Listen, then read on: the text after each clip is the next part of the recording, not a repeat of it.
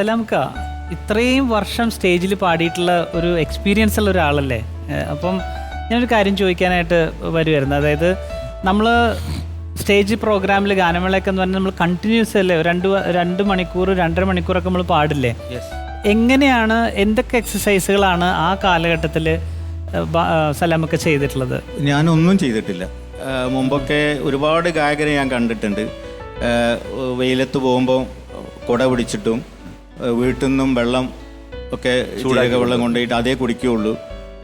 ഭക്ഷണം വളരെ എന്താ പറയുക, ചില തൈര് കഴിക്കില്ല, അങ്ങനെ കഴിക്കില്ല. ഇതൊന്നും ഞാൻ ചെയ്തിട്ടില്ല. എനിക്ക് അങ്ങനെ ഒരു സംഗതി വന്നിട്ടില്ല ഇതുവരെ. അങ്ങനെ ഒരു കുഴപ്പം എനിക്ക് ആകെ ഇയർലി 2 കോൾഡേ വരുള്ളൂ.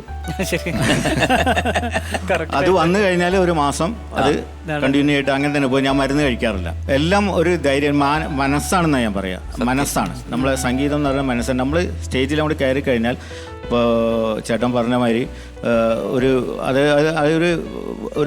ഇത് വരികയാണ് നമുക്ക്. അതിൻ്റെ ഒരു ഇൻസ്പിറേഷൻ തന്നാൽ ഓട്ടോമാറ്റിക് ജന്മനാല് ഉള്ളൊരു ശബ്ദമാണ്. അപ്പോൾ നോട്ട് ക്രിയേറ്റഡ്.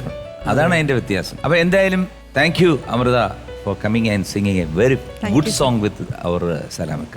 എന്തായാലും വൈൻഡപ്പിന് മുമ്പ് എനിക്കൊരു പാട്ട് പാടാൻ 4 പേര്. തീർച്ചയായിട്ടും പ്രതീക്ഷിച്ചിരിക്കുകയാണ് പാട്ട്. ആടിവാ കാറ്റേ പാടിവാ കാറ്റേ 1000 പൂക്കൾ നുള്ളിവാ.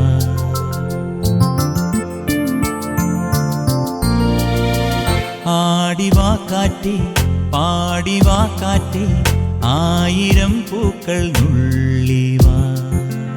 അന്തിപ്പൂമാനം പൊന്നു ഞാലാട്ടും മന്ദാരപ്പൂക്കൾ നുള്ളിവാ. കാണാ തിരുമുറിവുകളിൽ തൂകും കുളിരമൃതായി, തിരുമുറിവുകളിൽ തൂകും കുളിരമൃതായി, കരളിൽ നിറയും കുളിരവമായി പൂങ്കാറ്റേ ലാലാ.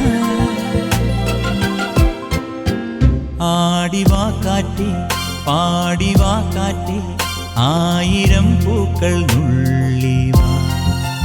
അന്തിപ്പൂമാനം പൊന്നു ഞാലാട്ടും മന്ദാരപ്പൂക്കൾ നുള്ളിവാ.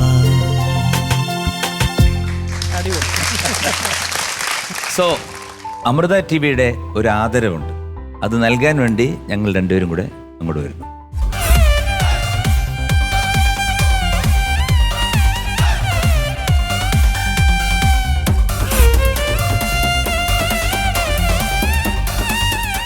സലാമൊക്കെ ഇവിടെ വന്നപ്പോൾ ഒരു മെഡൽ നൽകി ഞങ്ങൾ സ്വീകരിച്ചു. ഇപ്പോൾ ഒരു മൊമെൻറ്റോ നൽകിയാണ് ഞങ്ങൾ 2 പേരും കൂടെ.